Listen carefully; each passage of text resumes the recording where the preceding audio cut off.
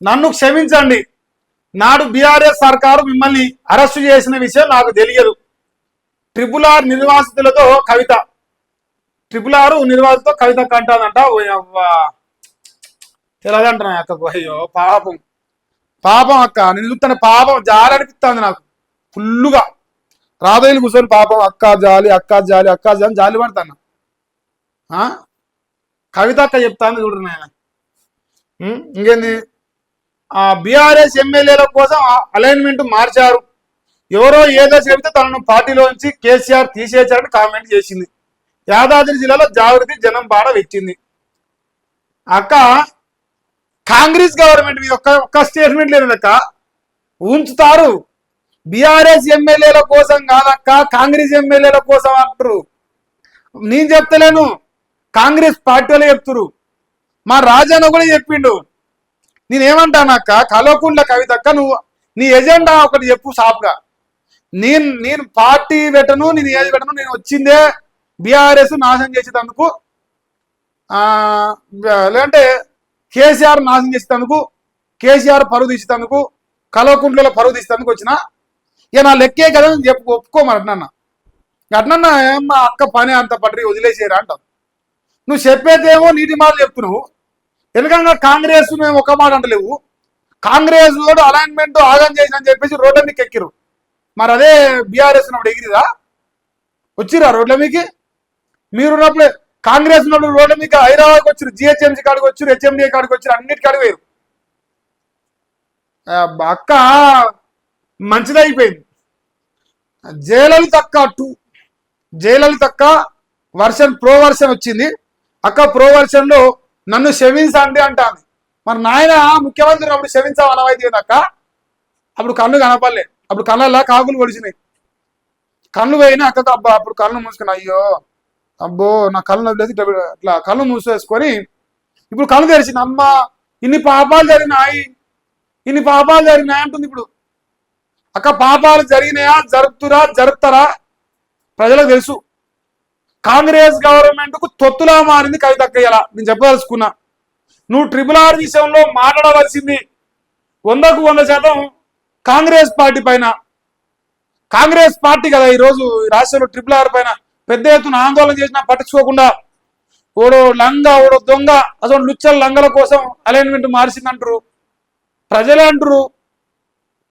అక్కేమో లేదు Congress తల్లిలాంటి party, BRS ఒక్కటే దొంగది, కాంగ్రెస్ బ్రహ్మాండంగా RRR అలైన్మెంట్ చేసింది. ఇక రేపు చెప్తుంది ఆ డైలాగ్ కూడా. ఏం టెన్షన్ లేదు అక్కకు. నిన్నటి వరకు ఒక లెక్క, నేటి నుంచి మరో లెక్క. నదీ జలాల అన్యాయంపై నల్గొండ నుంచే కథన బేరి కేటీఆర్ మాట్లాడు. హామీలు అమలు చేయలేకనే కాంగ్రెస్ డైవర్షన్ పాలిటిక్స్ చేస్తుంది. దమ్ముంటే ఎంపీటీసీ జెడ్పీటీసీ సహకార ఎన్నికలు పెట్టము, మా వల్ల కాదు, మమ్మల్ని కోసినా పెట్టాము. ఏం చేస్తారా మీరు? మమ్మల్ని చంపుతారే? అట్లా చెప్తారు వాళ్ళు.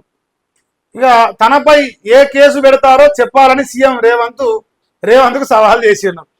నల్గొండలో బీఆర్ఎస్ మద్దతుతో గెలిచిన సర్పంచ్లకు సన్మాన కార్యక్రమం పెట్టిండు. ఆ సన్మాన కార్యక్రమం నిన్న మాట్లాడాడు.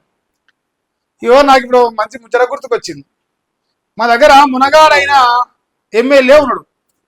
మునగాడైన ఎమ్మెల్యే నిన్న నల్గొండలో ఆయన పేరు కూసుకుంట్ల ప్రభాకర్ రెడ్డి అన్నట్టు ఆయన ఒక ఆయనడు. ఆయన మరి లెస కామెంట్ చేసిండు మరి మన రాజన్న పైన. మునగాడైన దమ్మున్న రాజన్న మరి ఆయన అనుచరులు, ఆయన మునగాళ్ళు ఏ విగ్గలేరా కూసుకుంట్ల ప్రభాకర్ రెడ్డిని? మహేష్ గాడ్సే జోలికైతే వస్తారా? ఇక లెవెల్ సరిపోదా? లెవెల్ చూసుకొని లుచ్చా నా కొడుకుని అడుగుతున్నారు. అందుకే ఆ లెవెల్ చూసుకొని లంగా పని చేసే లుచ్చా నా కొడుకులు మరి నిన్న ఆయన ప్రెస్ మీట్లో మాట్లాడిన అనుకో, మరి మీ లెవెల్ ఎంతో చూపించాలన్నా లుచ్చా నా కొడుకులారా, మీకే చెప్పేది.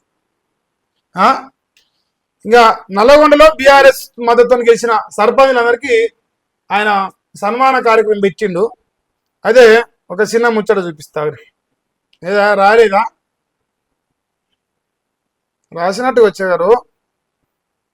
ఇంకో ఇది, దమ్ముంచే సహకార ఎన్నికలు పెట్టు, కేసులు బెదిరింపులకు బీఆర్ఎస్ లొంగదు, రేవంత్ సర్కారు ముచ్చమటలు పట్టిస్తాం, రైతుల పక్షాన బీఆర్ఎస్ నిరంతర పోరాటం, 420 హామీల భయంతో డైవర్షన్ పాలిటిక్స్, రేవంత్ సర్కారుపై నిప్పులు ఎరిన కేటీఆర్.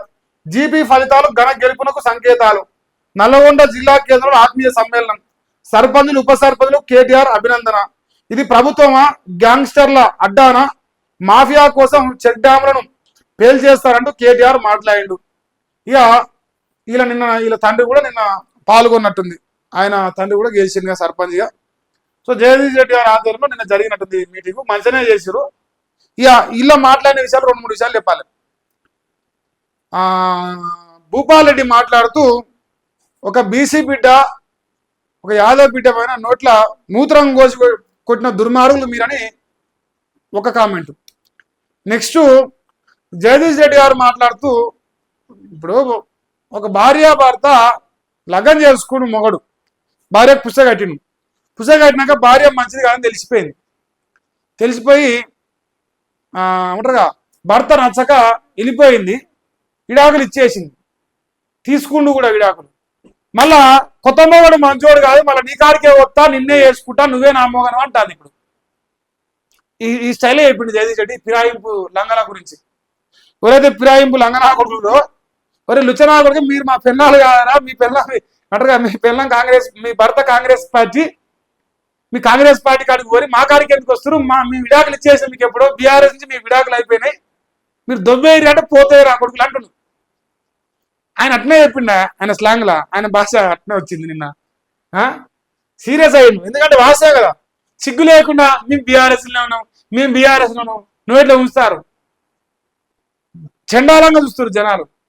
ధైర్యంగా అవును రాబాయి మీ పార్టీ మారినాం, అయితే ఏం చేస్తారో చేసుకోరు, మేము అవసరమైతే ఎన్నికలకు పోతాం. గట్లుండదు మునగాని లెక్క. శతగాని సన్నాసులు ఎట్టుంటారు. ఇంకా ఇంతవరకే ఉంది ఈ వార్త. తర్వాత ఈనాడు పత్రిక, మేడారం అంటే మెరిసిపోతుందట, జాతర మురిసే లెక్క చేస్తున్నట్ట రేవంత్ అన్న. మరి ఇది ఎంతవరకు నిజమో నాయన మీరు చూసుకోరు. ఇక్కడ బొమ్మ వేసారు, మురిసిపోతున్నట్ట మేడారం చూసి. ఫుల్ డెవలప్ చేస్తున్నట్టు. ఇక ప్రపంచకంలో రేవంత్ అన్నంత డెవలప్ ఎవడు చేయలేదు, చేయబోరు కూడా. మళ్ళీ మీరు చేస్తారనుకుంటే మీ ఇష్టం. అధికారుల పనితీరు, హరీష్ రావు, ఈయన భారీ తిమింగలం ఏసీ బేట బొమ్మ మంచిగా వేసారు.